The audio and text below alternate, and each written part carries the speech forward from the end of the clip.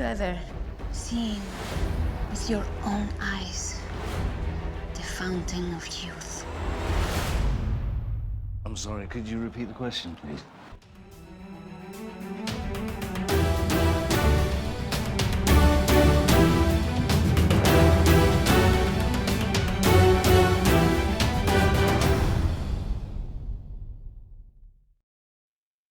À l'abordage, hissez la grande voile, souquez les Artémuses. Capitaine Jack est de retour.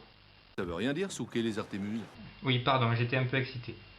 Salut à tous, aujourd'hui on va parler de Pirates des Caraïbes 4, La Fontaine de Jouvence.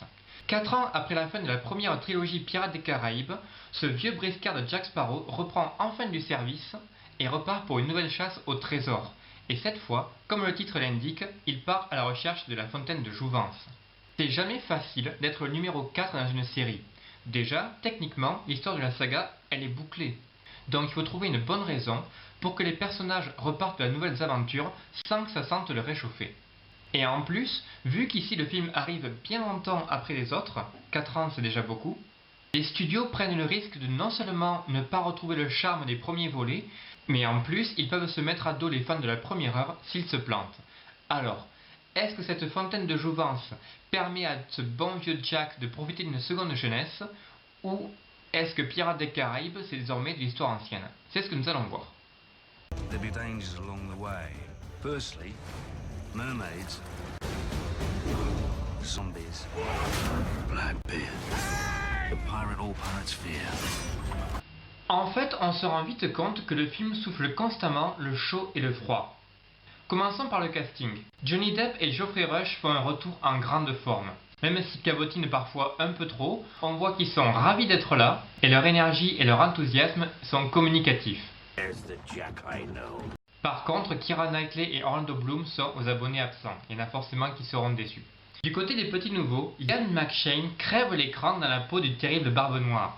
Un méchant à la fois terrifiant et loufoque dans la pure lignée des premiers Pirates des Caraïbes. Mais malheureusement, au lieu de lui donner plus de temps à l'écran, le film préfère multiplier des personnages secondaires dont on se fout royalement.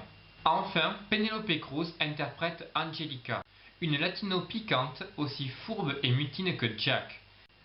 Penelope Cruz est une actrice qui a beaucoup de talent, mais ici, elle en fait des tonnes, elle surjoue et elle devient vraiment pénible. How is it we can never meet without you pointing something at me? Je pense vraiment qu'une actrice comme Zoé Saldana, qui a déjà fait une apparition dans la série, aurait approché le rôle avec beaucoup plus de conviction et de subtilité. Du côté de l'écriture, c'est pareil. Pour un pas en avant, on fait aussitôt un pas en arrière. Les scénaristes ont beau être ceux de la première trilogie, l'intrigue manque terriblement d'enjeux et de rebondissements. Les répliques savoureuses se comptent sur les doigts de la main, et en plus, pour un film d'aventure à grand spectacle qui dure plus de 2 heures, on n'a pas grand chose à se mettre sous la dent. Hormis une attaque de sirène particulièrement bien menée et intense, les combats à l'épée et les courses-poursuites en général sont plombés par une mise en scène fade et sans grande originalité. C'est vraiment dommage parce que le film affiche clairement du potentiel au niveau de l'action. Par exemple, à un moment, Barbe Noire utilise 2 gros canons lance-flammes à l'avant de son bateau pour cramer un pauvre marin dans une barque. Franchement, c'est terrifiant, visuellement ça claque, et on a hâte que d'une chose, c'est de le voir utiliser encore une fois son arme, mais sur de vrais navires.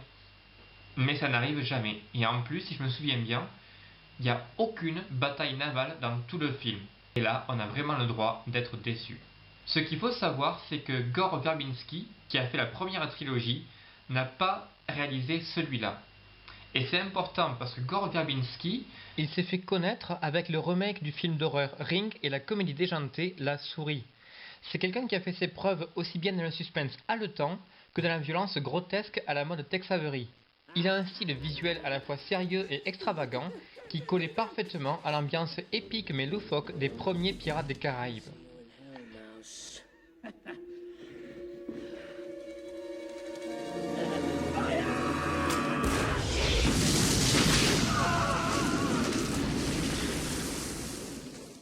Sauf que cette fois, c'est Rob Marshall qui tient la barre.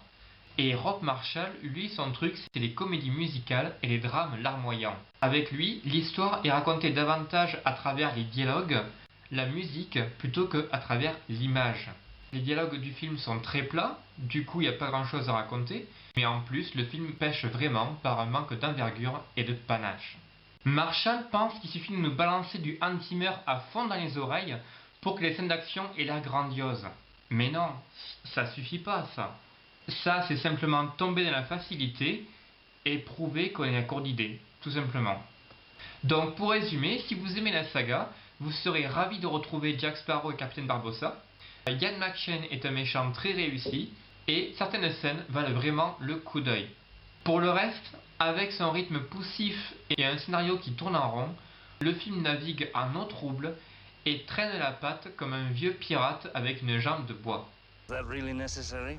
C'est un divertissement bon enfant qui se laisse regarder, mais qui s'oublie aussitôt. Malgré tout, le film a été un énorme succès au box-office et un 5e volet est déjà en préparation. Alors je ne sais pas ce que ça vaudra, mais la relation houleuse entre Jack Sparrow et Angelica m'a beaucoup rappelé le film d'animation DreamWorks, Sinbad. Un excellent divertissement familial, plein de magie, d'aventure et bourré de second degré, dans la veine des premiers Pirates des Caraïbes, et je vous le recommande fortement. Voilà, ma critique est maintenant terminée, n'hésitez pas à laisser vos commentaires et à vous abonner à la chaîne, portez-vous bien, et à bientôt.